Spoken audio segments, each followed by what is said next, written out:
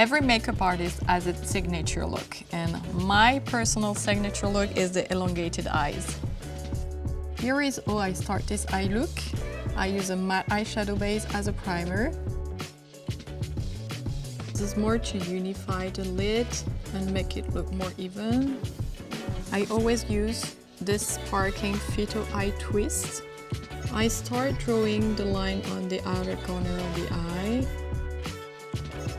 And then you have to use a brush to blend it quite fast. Then use a matte eyeshadow that is lighter in color than the one you picked before. And use this to blend your liner on the lid.